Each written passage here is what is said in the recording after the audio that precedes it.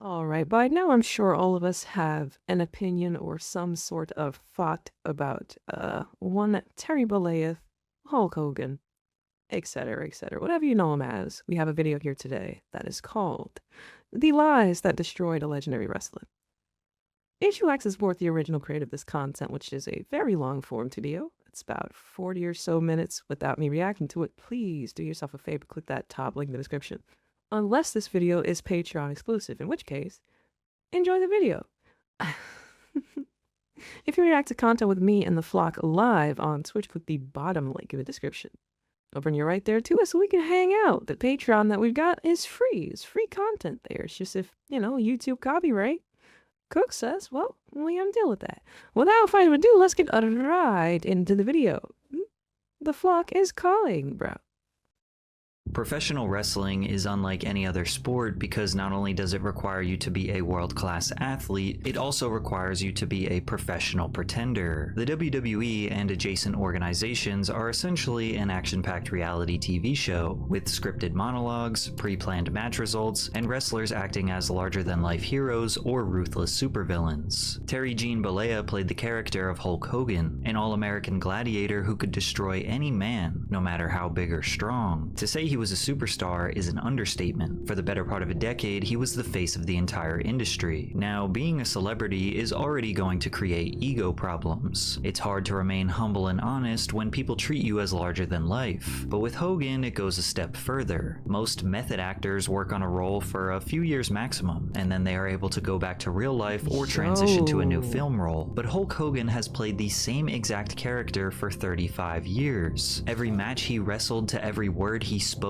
was a carefully crafted novel from a team of writers shaping the public's perception. The character of Hulk Hogan is impeccable. It always has been. There are no holes in this character at all. Unfortunately, every part of his life that he could not control with his team of writers came crashing down. From ruthless cheating on his wife with his daughter's best friend, to getting caught admitting to Whoa. Whoa. Ooh, what do you mean? What do you mean?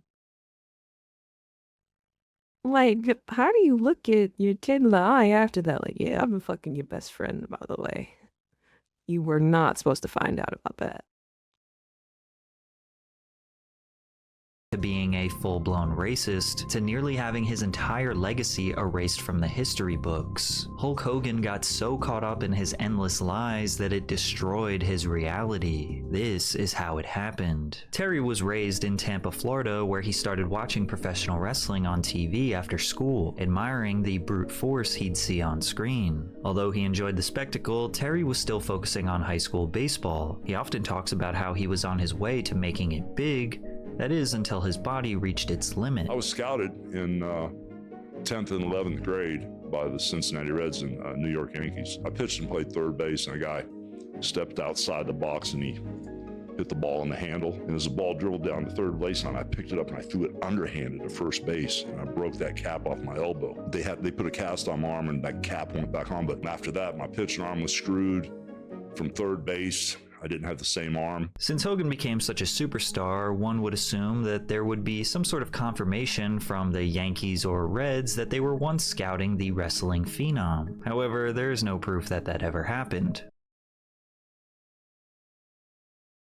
There. Alright, I'm gonna need you guys in chat currently to keep track of the lies that he said as we go through this video. Because I honestly feel like somebody would have definitely jumped out the woodwork and be like, yeah, we definitely did reach out to Hulk Hogan before it was Hulk Hogan. Like, that's some shit that someone want to brag about, so, yeah.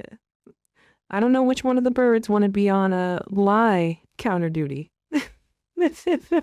But I'd appreciate it. It became a theme in Hogan's life to embellish or exaggerate stories, so much so that people stopped believing any word he says. One of his favorite stories is how he almost played bass guitar for Metallica. After his baseball career came to a screeching halt, Terry decided to pursue music, spending a decade playing fretless bass guitar in several Florida-based rock bands. By 1976, he formed a band called Ruckus with 2 local musicians. He even claimed he was so good, one of the most legendary rock bands of all time recruited him. I used to be a session musician before I was a wrestler. I played bass guitar. I was big pals with Lars Ulrich, and he asked me if I wanted to play bass with Metallica in their early days, but it didn't work out. This Just a few days motherfucker after just Hogan had said this, fun Lars lying, Ulrich like- went on the Howard Stern show and said that he has a photographic memory, but I certainly have no recollection of doing anything with, quote, Hulk Hogan, end quote. After Lars Have a called good out one, Hogan's Minari. lie, the Hulk drastically changed his story. Metallica needed a bass player, and I thought, oh my God, would I love to be in Metallica? So I put the word out everywhere. I wanted to get an audition to be in Metallica. I'd never heard from them either. Perhaps Hogan became accustomed to scripting his persona in his career that he tried to boost up his real-life story a bit. Sure, this could be seen as harmless exaggerations, but this bad habit would slowly leak into almost every facet of his life, and eventually lead to his demise. When he wasn't absolutely shredding the bass guitar, Terry spent the rest of his days getting shredded at Hector's gym in Tampa, Florida. He encountered many wrestlers from the Florida region who frequented the bars where he performed. I started playing in this kick-ass rock and roll band, and a couple wrestlers came into the show. Then a couple of nights later, even more came in, because they had told each other that there was this kick-ass band, and because there was a kick-ass band, there was all this hot ass running around, you know? All of a sudden, before I knew it, there was a Not bunch of hot wrestlers at our ass. gigs. These were regional wrestlers who would wrestle in Tampa, Miami, Orlando, and Tallahassee. So they'd come back to Tampa every night, where we would all be playing till 3 a.m. in the morning. Notable attendees included Jack and Gerald Briscoe, better known as the Briscoe Brothers, a tag team wrestling duo in the area. In 1976, the Briscoe Brothers encouraged Hogan to pursue wrestling after being impressed by his growing physical stature. And in 1977, Hogan embarked on his rookie season as a wrestler. Hulk said in his 2010 autobiography that Elvis Presley was a huge fan of his at the time, but Elvis died 11 days after Hogan's first match in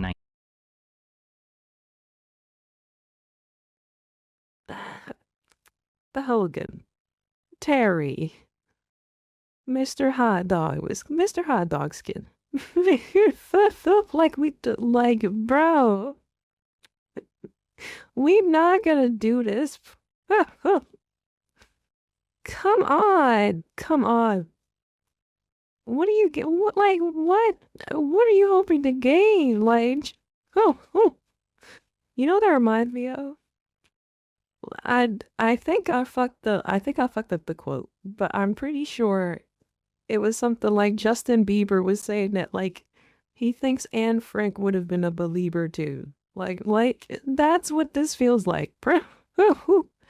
Like, what the shit? What are you doing?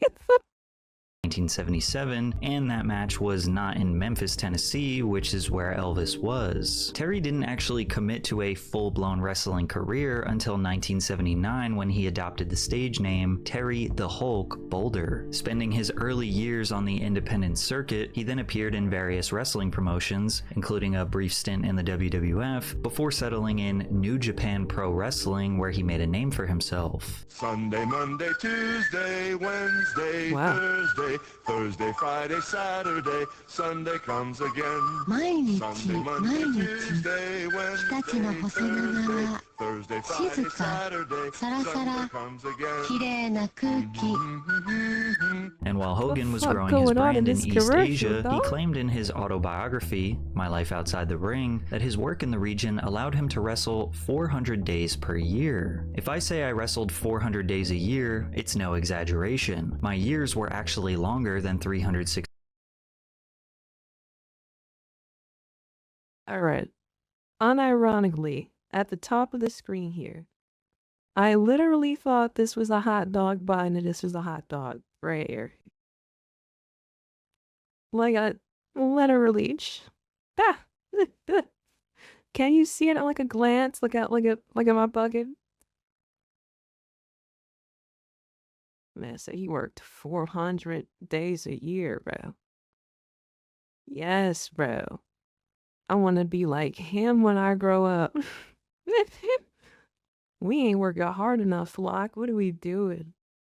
365 days. There were times when I'd fly back and forth to Japan twice a week just to wrestle. Now, it was nothing to wrestle in Madison Square Garden one day, then fly all the way to the Egg Dome in Tokyo the same day, because you'd gain 14 hours and then fly back to the West Coast and so on. So I could wrestle in Japan today and then fly back across the international date line and land in another town yesterday. I was constantly adding days to my years. Now, there are no records of Hogan wrestling in Madison Square Garden one day and then the Egg Dome the day after. Now, it's unclear if Hogan was serious or just trying to make a silly exaggeration, but his wrestling 400 days per year has become a meme to poke fun at his relentless Hogan lies. invents time travel.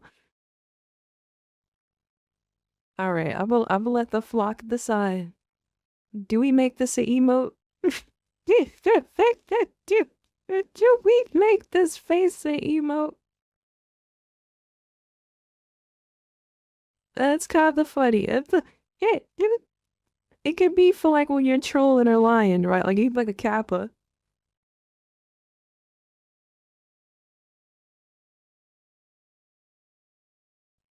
All right, we're taking that one. That's us. I got it. Don't worry, I got it. Believe me, brother. That's gonna be the code for it. Regardless, it's safe to say that Hogan was a huge star in the wrestling world. At the time, the United States had defined territories that different wrestling federations controlled. Hogan was one of the few who wrestled in basically every territory. He was able to help draw new interest locally and sell tickets since he was a national star. He said in his autobiography that he was the first wrestler to walk out to the ring to music, revolutionizing the sport. But Sergeant Slaughter, Chris Colt, Mildred Burke, and wrestlers from the 50s and 60s had entrance music. However, major changes were on the horizon. Vince McMahon bought the WWF from his father, the territory that controlled the northeast sector of the US. Vince was planning an all-out takeover of the entire industry. His vision was to sign the best and most popular wrestlers exclusively to the WWF, so they could not wrestle in any other promotion but his own. Although this is extremely common today, back then it was seen as a merciless business practice intended to dismantle the wrestling industry and create one giant monopoly, and as we all know, it worked. But after Hogan's acting role in Rocky III, he became a mainstream superstar, and at that moment, Vince McMahon knew who the face of the WWF was going to be. Terry established himself as a fan favorite, and within 1 month, he won his first WWF World Heavyweight Championship at Madison Square Garden. From there, his takeover was in full effect. He was headlining WWF events every night to sold-out crowds across the Northeast, continuing to amplify his superstardom.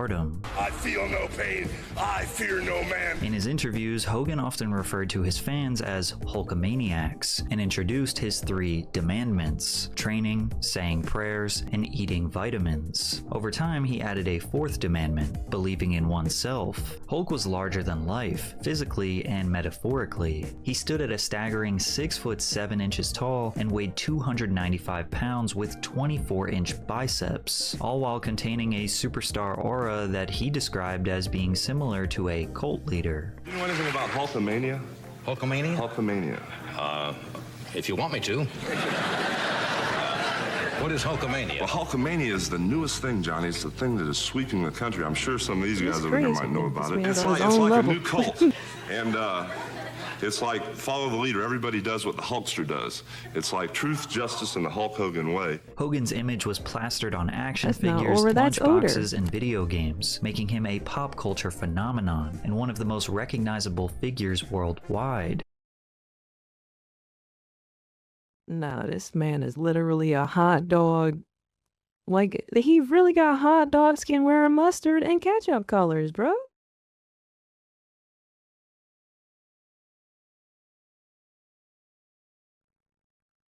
Someone had to do that on purpose, right? Like, there's no way.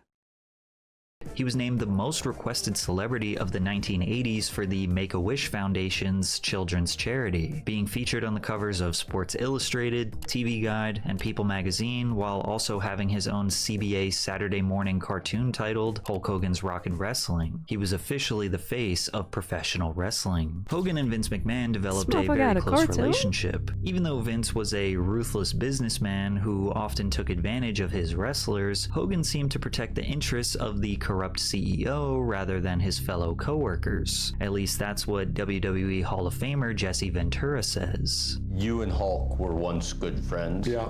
What's the likelihood of that ever being repaired? Never.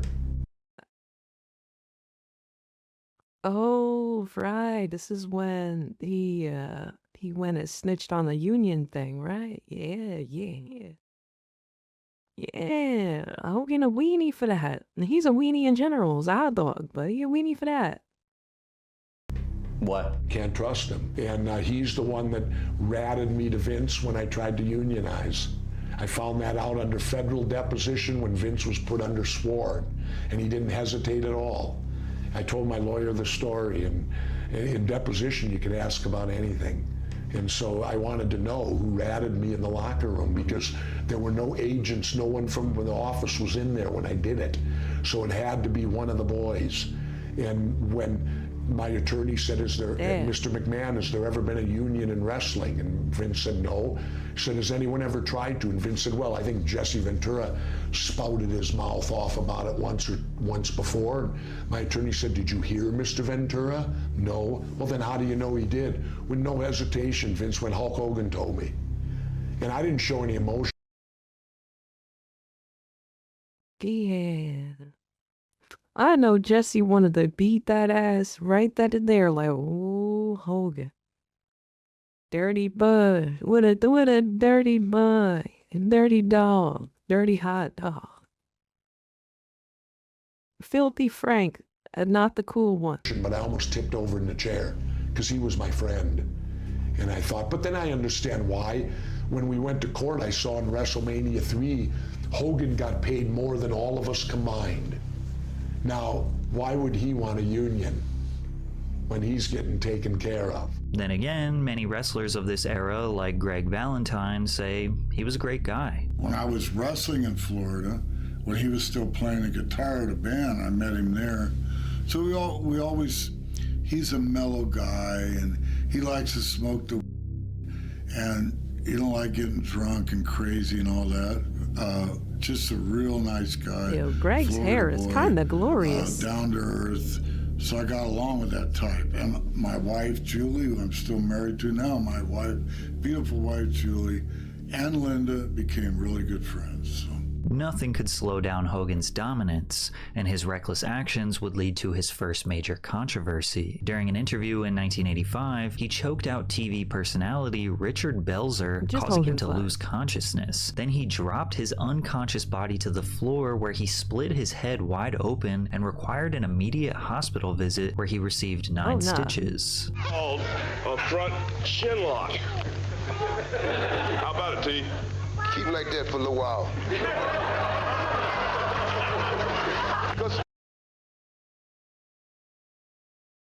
Bro passed out in -2 seconds. What kind of weak neck?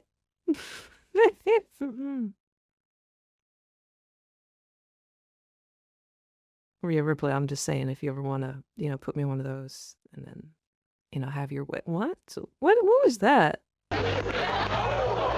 Hogan must have forgotten that he wasn't in a scripted wrestling match. Putting a man half his size in a chokehold was incredibly dangerous, and it's surprising he only needed a few stitches. Belzer ultimately sued Hogan and they settled out of court, but the incident arguably just made Hogan seem more lethal, adding to his brand of being an unstoppable warrior. Then something extremely rare happened. Hogan lost a match. He lost the WWF World Heavyweight Championship to Andre the Giant. At this point, it was only the second time he ever lost. Even though technically he didn't get legally pinned, the referee just wasn't paying attention to him lifting his shoulder. Plus, this was, of course, pre-planned to make Hogan look like the underdog for their match at WrestleMania 3, where Terry wrote the entire script for the match himself. In WrestleMania 3 at the Pontiac Silverdome, did you call it or did he call it? I wrote it all down on a piece of paper for Vince, and Vince gave it to him.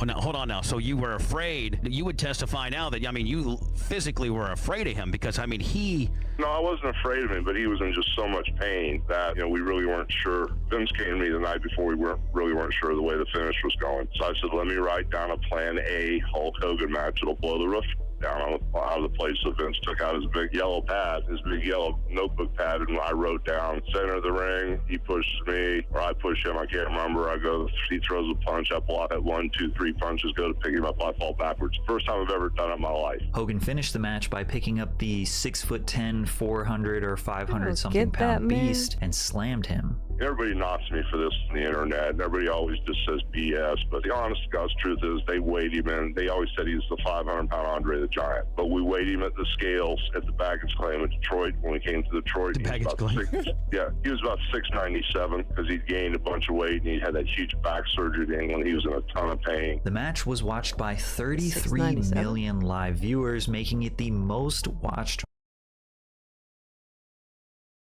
Okay, can we, like, real quick, what was up with this photoshopped ass picture? Like, what's, what video?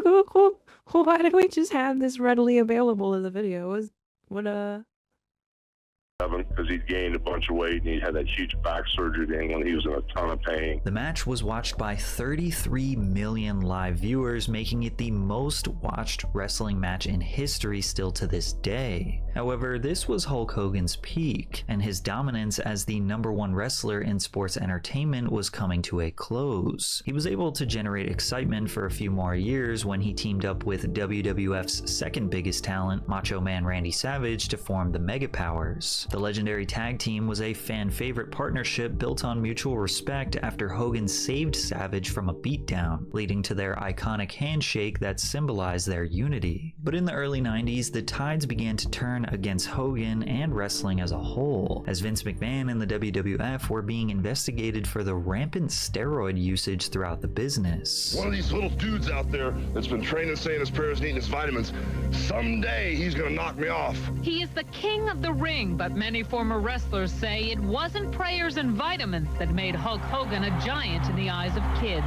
I myself personally have injected Hulk Hogan with anabolic steroids. Did the biggest star in pro wrestling get to the top by using dangerous drugs? Although wrestling is scripted, to say that it's fake is definitely disrespectful. It's no secret that wrestlers regularly face extreme physical demands, enduring injuries and chronic pain due to the rigorous nature of their back-breaking profession. The combination of intense training, frequent matches, and the expectation to maintain peak performance levels, it leaves little time for proper recovery. And as a result, illicit substances are sometimes misused as a quick solution to manage pain, allowing athletes to continue competing. Not to mention the aesthetic benefits. The bigger, stronger, and more muscular you looked, the more potential you had to become a star. The number of pills that were being handed out at the WWE at the time was mind-boggling. Following the increasingly thorough coverage of adverse effects, steroids were prohibited in the United States after the passing of the Anabolic Control Act of 1990, meaning trafficking steroids is handled similarly to trafficking cocaine or LSD. As the act went into full effect, the athletic industry as a whole was being viewed through a different lens,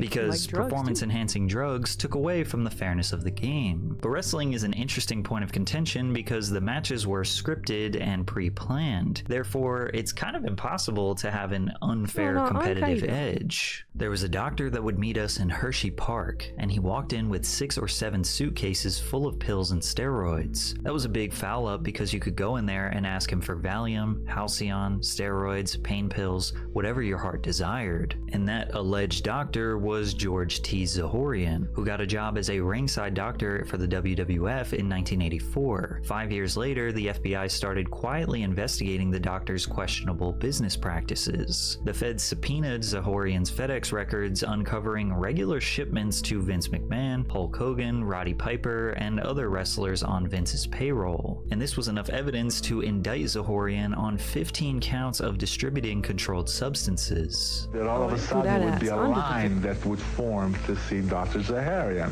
Well, after a while, it was known by everyone what was going on. That's all these guys were getting their stuff. They lined up. Absolutely lined up. To get steroids. Yeah, sure. Hulk Hogan, Roddy Piper, Rick the Model Martel, Dangerous Dan Spivey, and Flying Brian Blair were all subpoenaed to testify at the trial.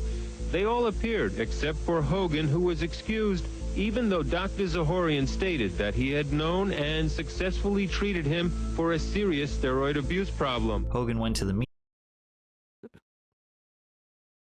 My man definitely said with his whole chest, like, yo, Hogan is needed to be in there too. But if I'm in here, y'all need to talk to him, because I personally, I got records. I wrote the scripts for him, please.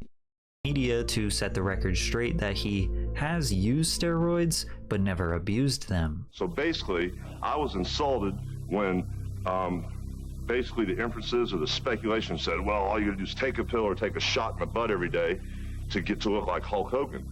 And basically, I've trained 20 years. I'm 38, 37. I'll be 38 in a couple months. Oh my God, why did I say that? But I've trained 20 years, 2 hours a day to look like I do. But the things that I am not is I'm not a steroid abuser, and I do not use steroids. But there's a situation where steroids, Hulk Hogan, and my private physicians have something all in common, and these are the situations. When I first won the world title in '83, I was wrestling almost 300 days a year, and on 2 or 3 different occasions, I got hurt in the ring. I had to make a decision of going into surgery, have my back, my deltoid, and my bicep cut and reattached with staples, or do the sports therapy route. And if I was to get cut on with a knife and all this type of thing, basically I'd be in a sling, and a year later, well, we don't know what's going to happen to your career. And at that time, I didn't have any money. So basically, I made the right decision. And that sports therapy involved prescription drugs by my physician that I trusted, legal prescription drugs. And those involved basic anti-inflammatories doing a whole and lot of synthetic yapping a male lot hormone, right which is now. a form of a steroid. Right. And on 3 different occasions, I had the same type muscle injuries. That is the extent of Hulk Hogan's steroid use. His story seems believable, but his stuttering and pattern of lying about small details in his life made people think that this was just another tale. And they were right, because in 1994, he testified in court detailing nearly 14 years of steroid abuse. Mr. Balea said that steroid use was fairly common among wrestlers. He said he would call Mr. McMahon's executive secretary and ask her to place an order for me with Dr. Zahorian, but he believed it was legal because he had a prescription for it. Zahorian was ultimately found guilty for providing steroids to countless athletes, but Vince McMahon was acquitted of these charges because they didn't have enough evidence to prove that he was involved in these transactions or that he was forcing wrestlers to take steroids. Maven, who was an active WWE wrestler from 2001 to 2004, Hey, Big Goat, we know this guy. Yo, look at those eyebrows, man. I know this guy.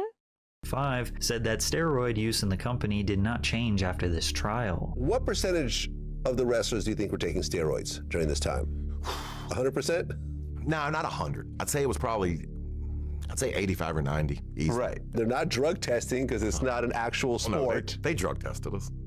They drug tested you? Absolutely. Really? Here's how it happened. I still remember getting called into the office and pulling up a piece of paper and going, Maven, you popped positive on What's going on, Blue? How you doing? Winstrol, Deca, a little bit of marijuana, and some painkillers. Don't let it become a habit. That was that. And out the door I went. Yeah. Okay. It's a different world. So they knew about it and they just didn't care. Regardless, after the trial, Hogan's reputation to the public was tarnished. It didn't quite hit the same to portray him as this illustrious American hero inside the ring. Vince McMahon said his career was finished, and the WWF needed younger, fresher, and edgier talent to maintain interest in the sport. Hogan left professional wrestling to pursue a career in film and television. He already had a few movie roles at this point, such as Rip in No Holds Barred and Shep Ramsey in Suburban Commando, but in 1993 we saw his next big motion picture, Mr. Nanny. This film was about a former professional wrestler who was hired to be the nanny for a couple of bratty kids. Now, he's got to bring them back, because he's not just a babysitter. He's Mr. Nanny. As you can imagine, this film, and all his other films, were abysmal box office failures. But lucky for him, he was being scouted by one of the WWF's biggest competitors, World Championship Wrestling, and they were going to save his career. WCW's Executive Vice President, Eric Bischoff, declared open war on the WWF and used financial backing from Ted Turner to aggressively recruit and sign former high high-profile WWF wrestlers such as Ric Flair, Ricky Steamboat, and Dusty Rhodes. But they knew Hulk Hogan would drastically increase their visibility, and in 1994, he signed with WCW. I told ya! Hulkamania was gonna run wild in the WCW, brother! Look at all the Hulkamaniacs! Bischoff offered Hogan total creative control over his character. In addition, I would feel so betrayed. I would feel beyond betrayed. Like, bitch, I made you. The street fits accepted. You know what that's like? Yo, like, it's like, what if I sat here and became, like, you know, super duper big on Twitch, and then one day was like, hey, yo, Flock, I'm going to kick. I'm going to kick. Exclusively for the back. But we like the Twitch streams, Craig. What do you mean? Nah, I'm going to kick. And we're turning on ads. Yeah. in addition to a multi-year, multi-million-dollar contract at a time where just a few of the top wrestlers were maybe receiving around $1 million a year. Giving this much power to Hogan would eventually be the demise of the brand. While Hogan has denied ever using his creative control in the WCW, former employees have claimed otherwise. Apparently, at the Bash at the Beach match in 1994, yo, that's not a hot dog. That's not a hot dog. Dipped in a little bit of mustard. That's a hot dog, bro. That's a dog. That's a New York Frank. That's a Nathan's Frank right there.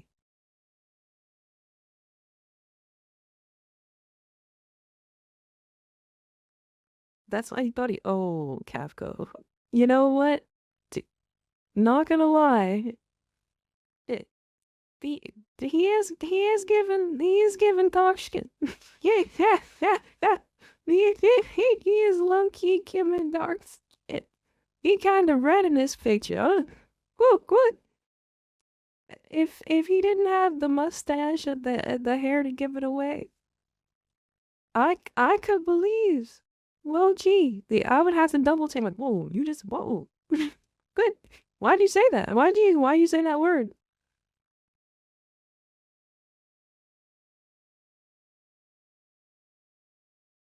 Nah, man.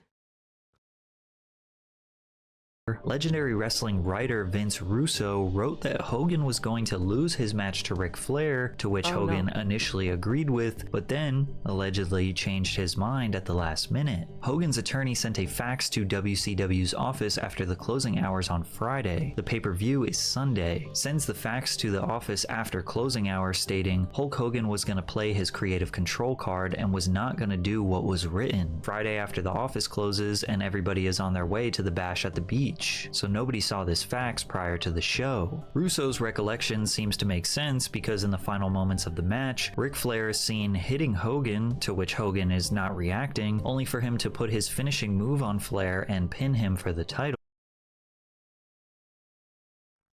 Oh, Patrick, you don't know the no-sell Hogan thing? The Hogan? Patrick, that's just standard fare. This is what we do here. Little kids like that shit. That shit is cool to little kids. It's like, oh my god, look at him, he's so strong. That shit, I don't even hurt. That shit ain't doing nothing to him. Get him, Hulk Hogan, point at him. We about to go fucking crazy. Wrestling is absurd. This is one small example of what many believe to be Hogan's abuse of power in the WCW. A man who is so enthralled in his own ego that he believes his character and persona is more important than the entire 80-man roster. He even scripted himself to beat every top wrestler on the roster and made himself the champion for 469 days, the longest in WCW history. Or maybe he's just that dominant, likely sensing that the people were tired of the Hulkamania shtick for the past 2 decades, he finally turned heel, which is a wrestling term for becoming an anti-hero or villain. He formed the legendary trio New World Order, or NWO, alongside Kevin Nash and Scott Hall. He dropped the bright yellow and red and opted for all black. He even dyed his beard black. NWO was a drastic change not just for Hogan, but all of wrestling. The gritty anti-establishment and gang-like persona brought attitude to wrestling, removing the glitz and glam of the heroic athletes of the 80s. They were selling millions of dollars in merchandise and genuinely stealing viewership from the WWF. Hogan's vision for NWO nearly put WCW in the #1 spot, but then many believe Hogan drove it into the ground. Everything that has a meteoric rise needs to fall, whether it be in the real world or scripted television. But Hogan did not want the NWO to fall, and many have accused him of never passing the torch. He seemingly never wanted to let anyone beat him, which does add up considering he only has 14 clean losses in his entire wrestling career. Yo, wait. Did he lose multiple times to these people, or? 'Cause that's... Wait, what?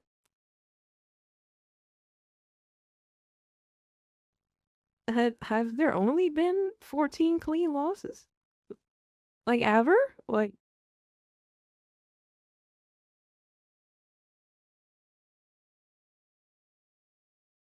What the fuck? Yo, that's crazy.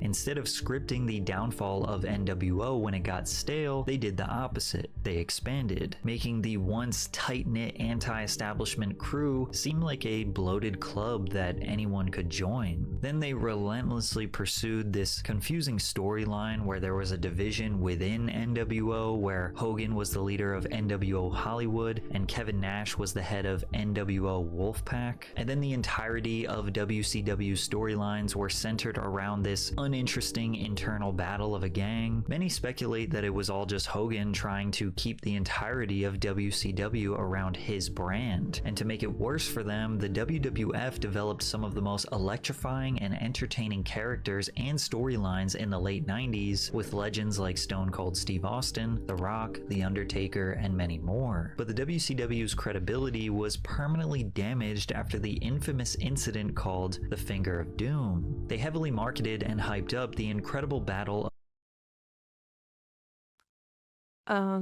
It's the finger poke of doom, Patrick.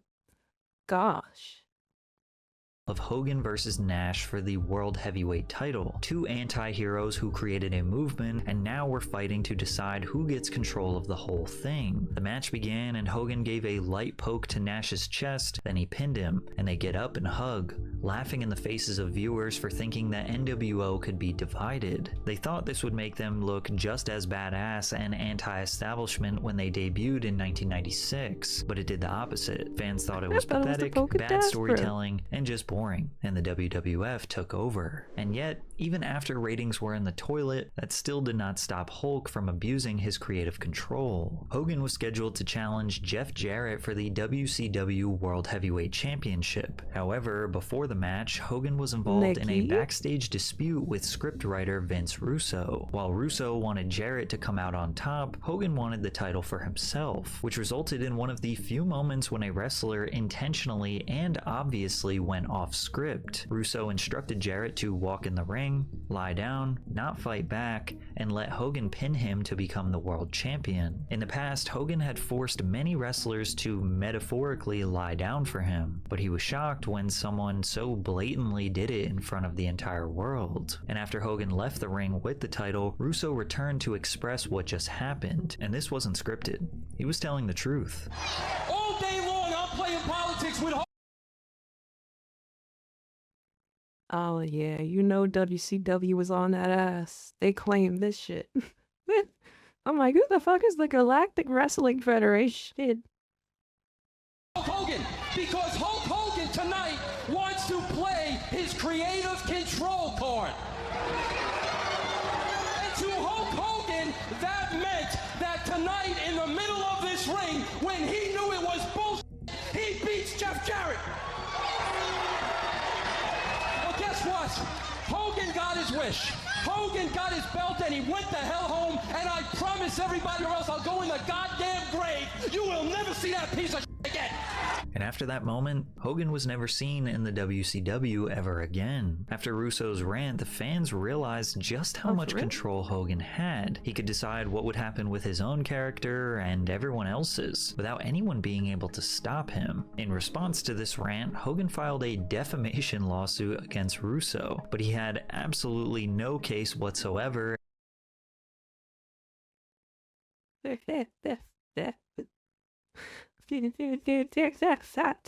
Yeah, we going to court over that.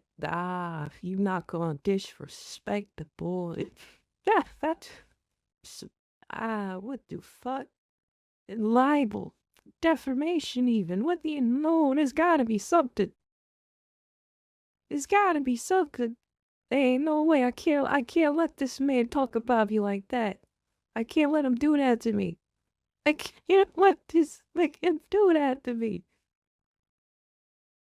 And it was dismissed in 2002. Hogan's creative control became such a widely discussed issue that a long-standing meme holds in the wrestling community, quoting Hogan as saying, "That's not gonna work for me, brother." That doesn't work and for me, although we don't know for brother. certain he ever said this, it seems extremely likely. In February of 2002, Hogan made his return to the WWF as a heel at the No Way Out pay-per-view. He showed up as the leader of the original NWO with Hall and Nash, as the three immediately started causing problems with the company's top superstars, The Rock and Stone Cold. The Rock challenged Hollywood Hogan to a match at WrestleMania 18, billed Icon vs. Icon, and put on one of the greatest matches in WWE history. And to many people's surprise, Hulk Hogan actually lost. The crowd in Toronto Skydome overwhelmingly supported Hogan, creating an electric and unpredictable atmosphere. He received a standing ovation, and this would have been the perfect time to retire. This was his chance to pass the torch, respectfully and humbly take a loss, and gracefully bow out. He was 50 years old,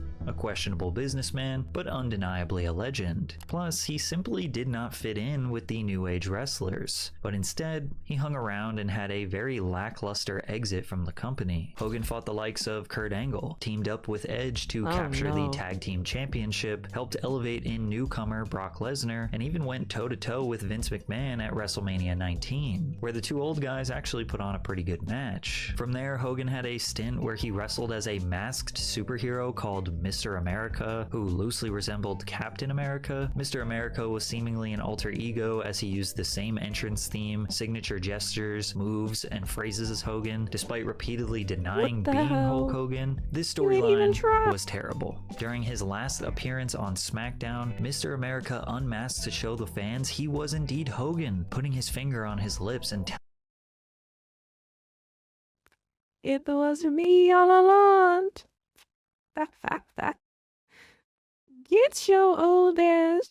telling the fans to keep quiet, as if they didn't already know. It was later revealed that Hogan was just unhappy with his salary at the time and quit. But while Hogan's wrestling career was starting to slow down, the buzz surrounding his personal life was just picking up. His first major success outside of wrestling came in 2005 with the launch of his VH1 reality TV show, Hogan Knows Best, which, can we all acknowledge that the name of this show couldn't be any more obviously made up by Terry himself? Although the early 2000s were famous for giving every random celebrity or family their own Although the early 2000s were famous for giving every... Hold on. We're not going to disrespect Flavor of Love. She's legendary. I will stand and die on this.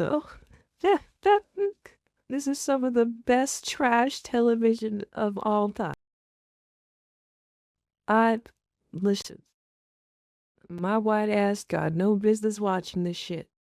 But y'all see I got seasoning now. I want to thank Flavor Flav.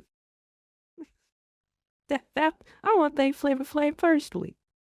random celebrity or family their own TV show, there were a few diamonds in the rough. Considering Hogan Knows Best ran for 4 seasons, also producing a 2-season spin-off for his daughter called Brooke Knows Best, it's safe to say that the fans liked it. It's also safe to say that this show led to the destruction of Hogan's family. Perhaps Terry needed to exist in a scripted environment since he spent the last 30 years working with Vince McMahon and teams of writers controlling his words and outcomes. Reality TV operates the same exact way, where their daily lives and conversations are portrayed as this found footage caught on camera type reality, when it's all producers coming up with storylines and feeding people information to create drama and interest. His kids are portrayed as lazy and incompetent, very stereotypical rich kids living the high life with their dad's millions. His daughter, Brooke, is an aspiring singer and songwriter, trying to capitalize on the blonde bombshell aesthetic pioneered by Britney Spears. Unfortunately, she just made horrible music, so it didn't really work out.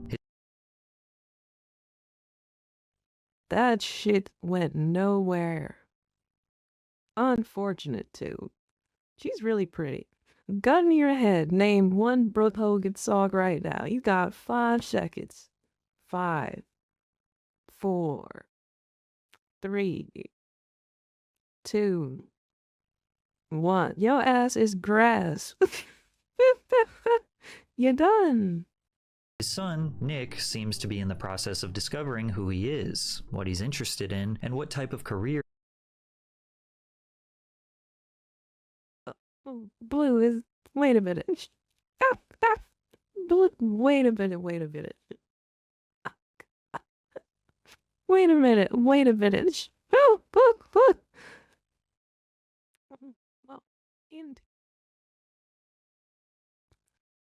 I'm like, how do you know this fucking song? That's not a real thing, right? No. Hold on. I need to pause the whole entirety.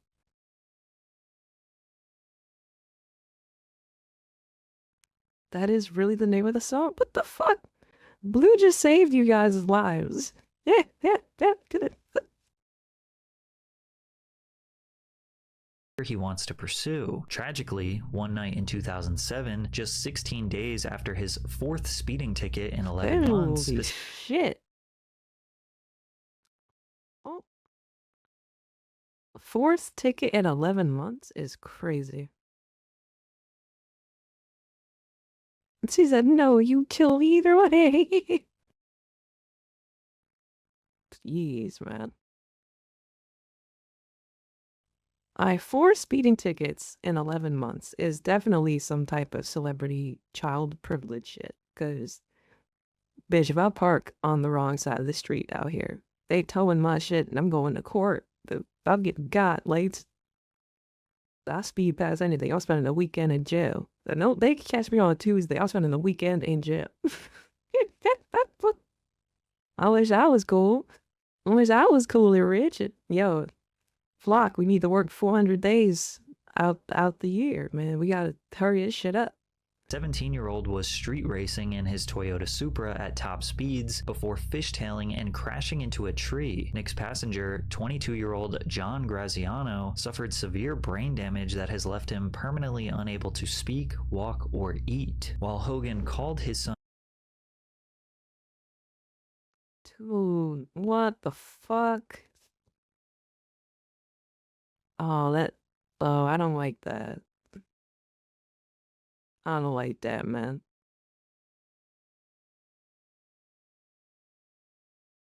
So we got someone like doing repeat offenses, repeat dickhead behavior, and someone else's life is just permanently, you know.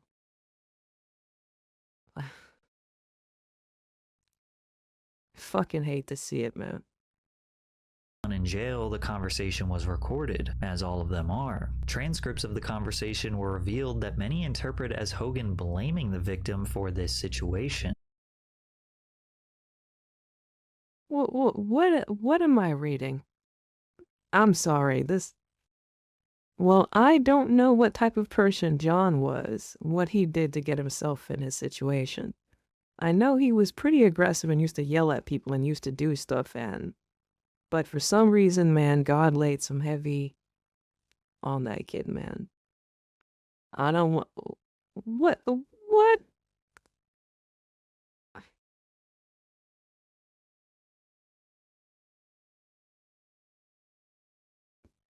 Am I bugging? Well, I don't know what type of person John was, what he did to get himself in this situation. I know he was pretty aggressive and used to yell at people and used to do stuff, but for some reason, man, God laid some heavy stuff on that kid, man. I don't know what he was into. In Hogan Knows Best's final season, they display the beginning of what would ultimately be the destruction of Terry and Linda's marriage. I can't live like this, Terry. Every day, it's drama. It's just ridiculous. In case you can't tell, I've had it, okay? When it is verbally suggested, maybe we should just be divorced. So the words were spoken? Yeah. It's just to the point where we cannot keep doing this. I really don't care, because I sure as hell am not going to live like this anymore with you. They got the nerve to have multiple camera angles and camera cuts. Reality TV is a trip. The whole thing. Oh my God.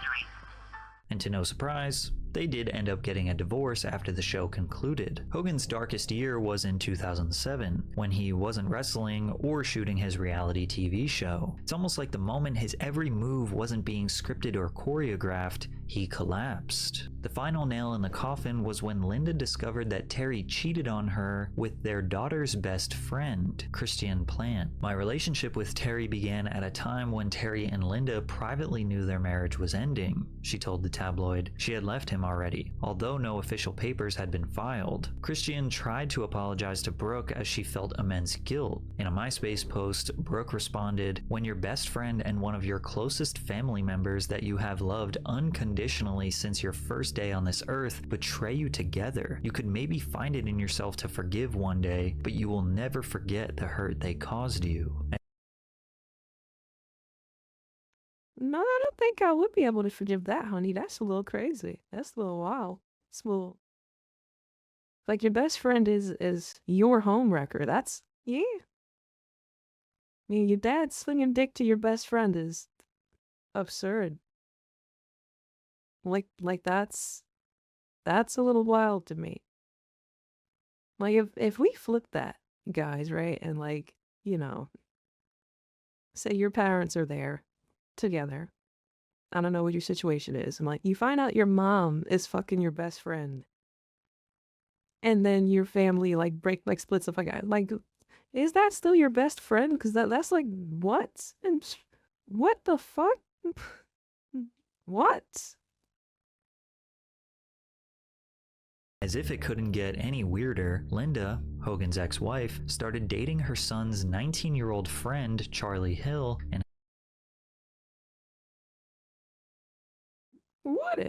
What are y'all doing? What are y'all doing? Fucking your kids' friends, bro. Dude, the age discrepancy. Like 30-year difference. Like 30, like...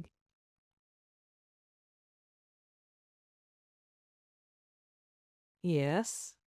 Victim. I don't ever want to get that rich. It's where I'm wildin', you know? Your ex left you and a month later started dating your brother. Ooh. Yeah. That's one of the situations where you just gotta be like, yeah, she ain't shit. Also, did you like challenge your brother to like a Pokemon battle or something afterwards? Because something gotta give. Like, I can't. We not just get like, yo. What are you doing? What are you doing?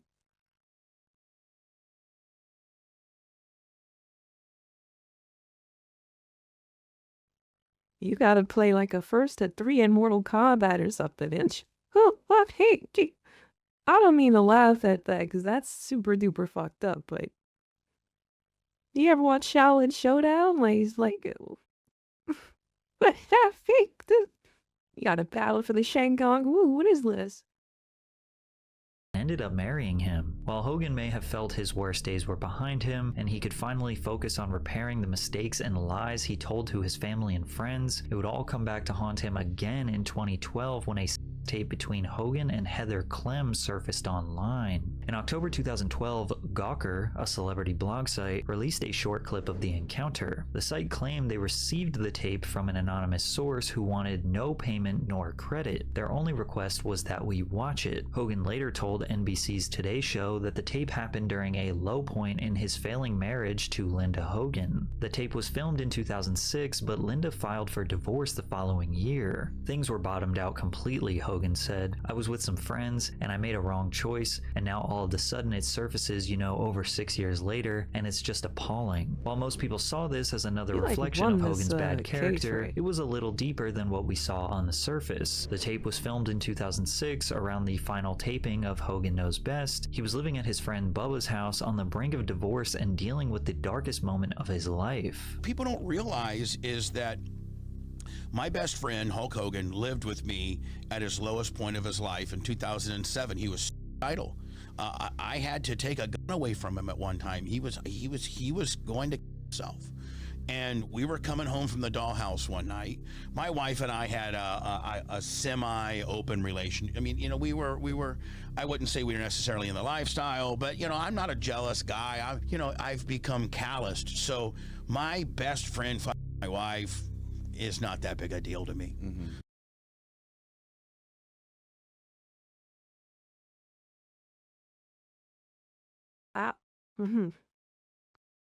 I don't even know if like that's a kink.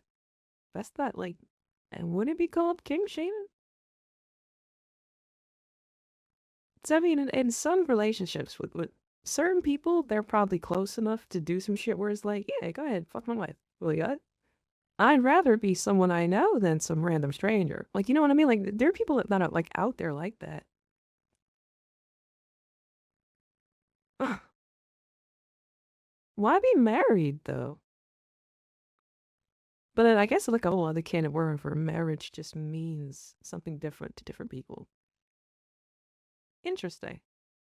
And so you guys were married? You guys were together? Yeah, we were married, and so we're driving home from the dollhouse, and my wife calls me, and Hogan's down. He's going through the worst divorce ever, and I just told her, I said, hey Heather, have a little sexy outfit on and take care of my boy when we get home. Yo, babe, you know it'd be crazy? You got back to the crib and you really just fucked Hulk Hogan. But you ever wanna fuck Hulk Hogan? It's that. And it was pretty much that. It was pretty much that simple. Bubba claims that the tape was left on his work desk, an employee stole it and tried to extort Hogan for $1 million before ultimately leaking it to Gawker. But there isn't really much evidence to back this story, and it seemed like it could have been Bubba and Clem trying to set up their friend. As we know, this was the second time Hogan got caught cheating on his wife, so while nobody was claiming that he is a saint, most people agreed that leaking his tape was a violation of his privacy, which is why on October 15th, 2012, Hogan filed a lawsuit against Bubba and Heather Clem for invading his privacy, having recorded the encounter without his knowledge. Do you have any idea before the sexual encounter happened that it was going to be filmed? A settlement was reached on October 29th with Clem making a public apology to Hogan. Hogan later sued Gawker Media for posting the 90-second clip of the tape. And on March 18th, 2016, the jury delivered a verdict in favor of Hogan. In compensatory damages, Hogan was awarded $115 million to fuck your best friend's wife and to have the whole world know? Yeah?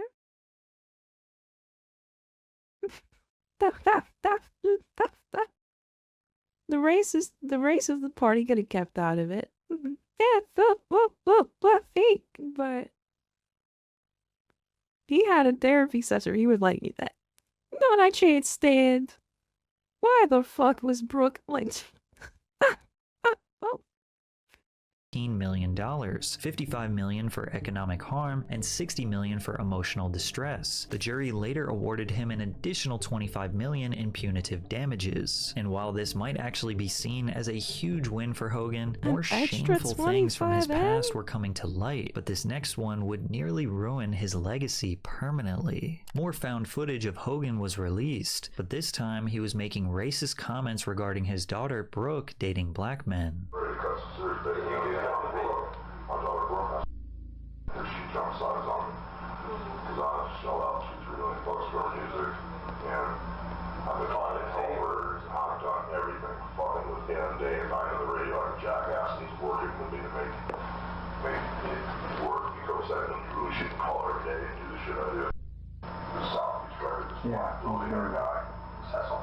Basically did more for her a year than anybody's done. Okay, he had one song after 10 months that she would have back up and back and back still and momentum, but I try to be the realist, and this is your option. You got a better option.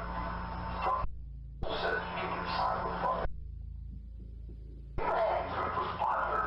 I go, and right now there's nothing else. We're doing the best we can. So it gets to the point where I don't know, Brooke was black and his son would have been hanging out. I caught them holding hands together on tour. They were getting close. I knew before I'm giving a shit. I'm not a double standard type guy. I'm a racist to a point. Yeah. You know, then when it comes to nice people, you know. Yo. Yo. Yo. Yo. This motherfucker said it himself. Like, oh my god, man. What the fuck? Yo, how did, like, why? The what? How did they let this motherfucker back in?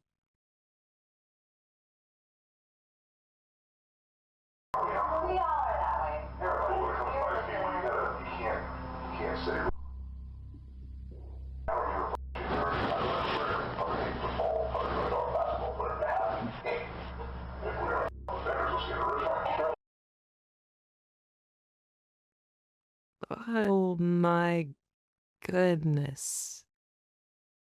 Ooh, I have not heard this since like it first dropped.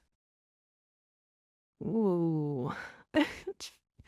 Like as a publicist, I would literally be like, so the fucking, do I get a severance pay? Cause I can't fix this. Like, this shit is clipped. I'm just gonna let you know right now. This done. And I'm about to share this shit on my personal page. We tell it on you. It's done for you. Whoa.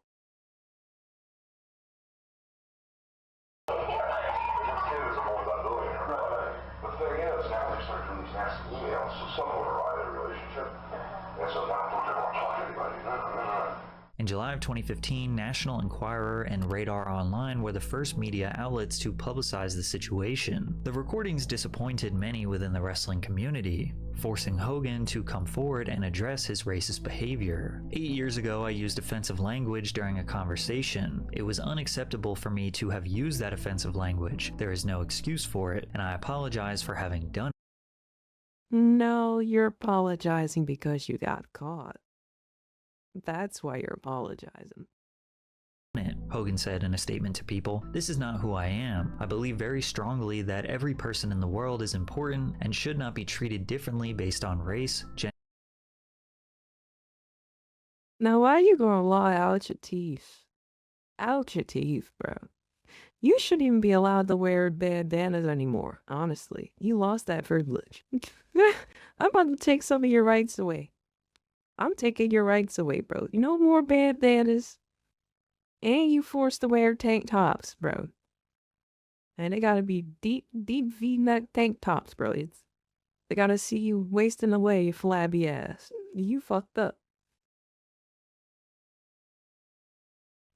You gotta shave off just the left or right sides of the stash. Keep the little middle part, though. I just want to see what that looked like on. Gender, orientation, religious beliefs, or otherwise. This is obviously Hogan's biggest lie to date. Like, it's one thing to argue that something is out of context, or maybe something is a microaggression, but here this guy is 60-something years old, dropping hard R's and literally saying out of his mouth, "I'm a racist." It couldn't have been any more clear. The WWE was feeling more pressure than ever to respond to the actions of their once golden boy, and they did. By scrubbing Hulk Hogan from the WWE's website, the company removed almost all references to Hogan, including his listing as a judge for the reality competition show Tough Enough. They removed his merchandise from the WWE shop and his entry from its WWE Hall of Fame page. Hogan tried to reframe the narrative, with his lawyer claiming that Hogan chose to resign. However, WWE clarified. What? Why you on the outside? See, I'm like, yeah, nah, they ain't fire me. I quit, bro. Yo, shut the fuck up forever. Block it. The company terminated their contract with Hogan, stating that they are committed to embracing and celebrating individuals from all backgrounds. Why the fuck did you bring him back? Why the fuck did you reinstate anything? Is my question to you. In response to the controversy, Mattel stopped producing Hulk Hogan's action figures, while Hogan's merchandise was removed from online stores of Target, Toys R Us, and Walmart. Hogan tried to add more context as to the reason why he decided to use these racist remarks in a carefully scripted interview with Good Morning America. Are you a racist? No, I'm not. I'm not a racist. I never should have said what I said. It was wrong. I'm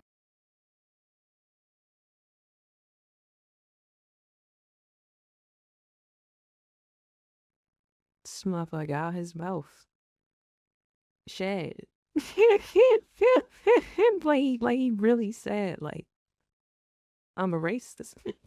But you said that actual quote though. Like, that's what you really said though. Like that, like we could really do like if we had to make a headstone, we could put.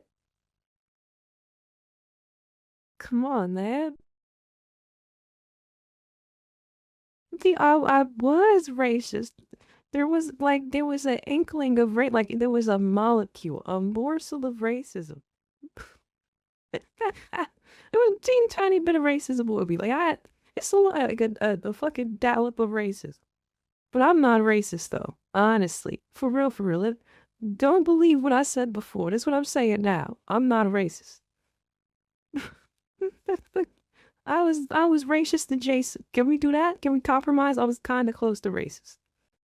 Embarrassed by it, but a lot of people need to realize that you inherit things from your environment. And where I grew up was South Tampa. I wasn't racist. Everyone around me was racist. So like that kind of just, you know, like that kind of bleeds into the conflict. It's really, honestly, it's hit South Tampa. You know how it get, right? Because you've seen it. You've been here before.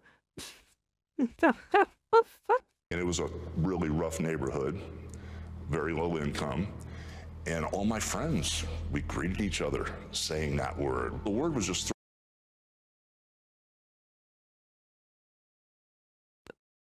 Terry. Hot dog Terry. You mean to tell me the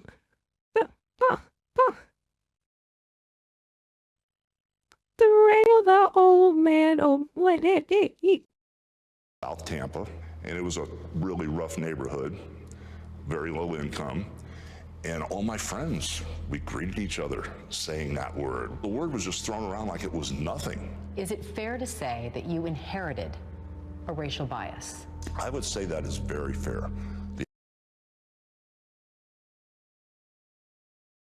Don't throw this man no softball. You inherited a racial bias. Guys, my beautiful flock, I've inherited a broke bias. I'm fucking broke. I can't fix it. The atmosphere, the environment I grew up in, all my white friends, all my black friends, to hear the word on a daily basis when they'd greet me in the morning. That's what they say to me. Good morning, so-and-so.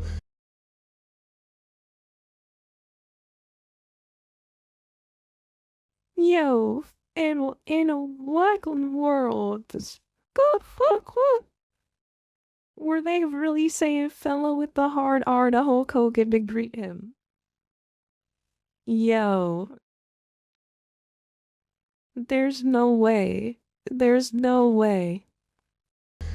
I think that was part of the culture and the environment I grew up in. Even though Hogan was ostracized from the wrestling community, many wrestlers continued to speak in support of him. Virgil commented, "Hogan has never given me a reason to believe he is a racist," while well, you know, Virgil, to rebut that, I would say you could listen to the tape that we all listened to. I think that made me believe he's a racist. I didn't believe he was a racist either until I heard that. That kind of put that into context for me. I don't know, Virgil. Interesting. Kamala added, "I do not think Hogan meant harm by saying that. Hogan is my brother until he decides not to be." Dwayne Johnson initially expressed his disappointment, claiming to have known Hulk Hogan for a lot of years, assuring, "I'd not know him to be a racist," before strangely describing his racist rant as merely trash talk. WWE Hall of Famer Booker T addressed it as trash talk? Trash talk, Dwayne? Rock, don't make me come after you, Rock. Yeah. Trash talk is what you call that, okay. It was talk by trash, technically, yeah. As well. Hulk Hogan, especially speaking right now. And, he's an ambassador. He's a great ambassador for the game. He should be a part of it. Yes. Well, with the whole, past N-word stuff and everything else, I know in a report it was like, hey, people deserve second chances. Everybody deserves a second chance. Yeah. Life's all about. I don't want to hear from you without the mustache, but I don't want to hear from you without the mustache. I don't think I want to hear from you ever. I think you lost the right to talk. But why we asking him a question? Why he got this gray suit on? Fuck out of here, dressed up like Jigsaw's little puppet. Did you Billy the Puppet? Yeah, I'm on your ass, yeah. Even Steve Harvey spoke out in support for Hogan. I have never used the word in a comedy special because it's not acceptable. Now, do I forgive him? Yeah. Do I think his career should be ruined?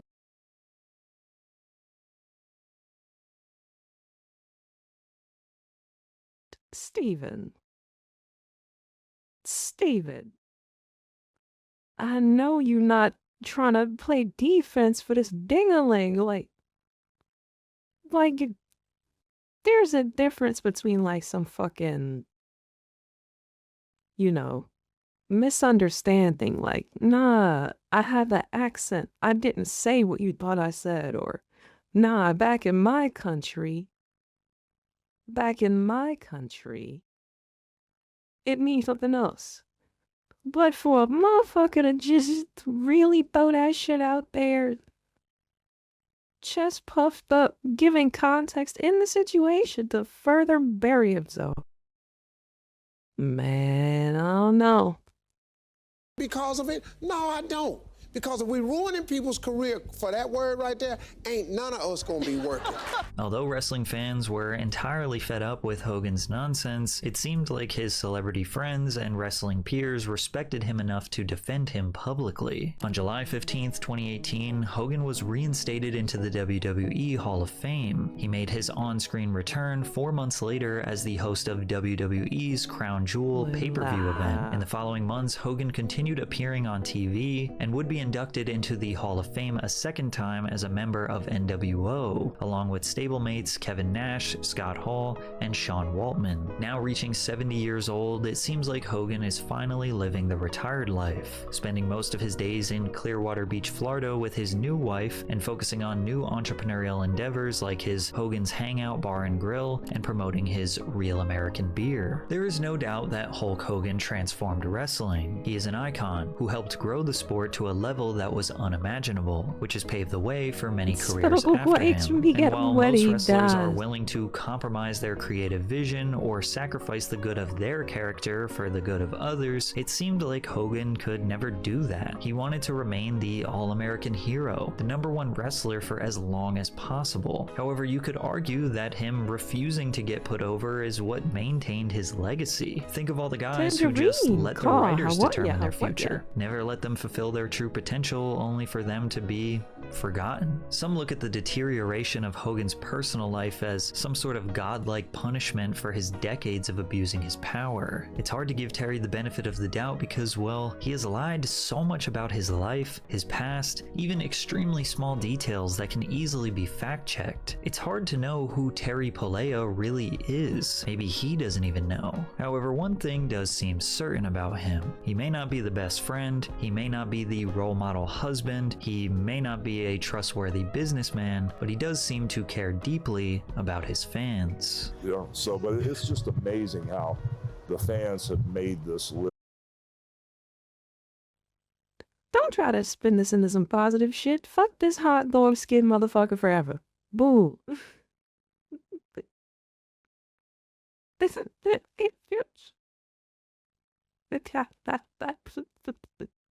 this is a funny video. I'm not too sure. Some of my wrestling historians probably took more offense to some of the shit being presented, but to play devil's advocate, I'm pretty sure Patrick does like general media shit. Like it's not like a wrestling channel like that.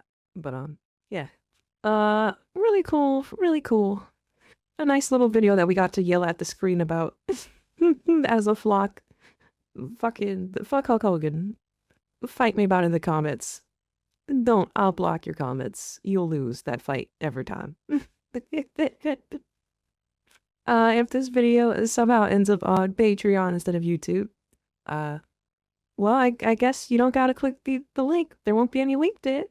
But if it is on YouTube still, and you made it all the way to the end, click the top link in the description, show some love to the original creator of the content. Please, please, please. I'm pretty sure this took Patrick and his team some time to put together.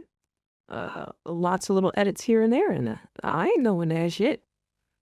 If you want to hang out and react to content, be in the flock live on Twitch. Click the bottom link. You know the vibes, and the vibes know you. See you next time. Unless you're weird, don't be weird. Thank you so much to those of you that have made it over to the Patreon. I appreciate you.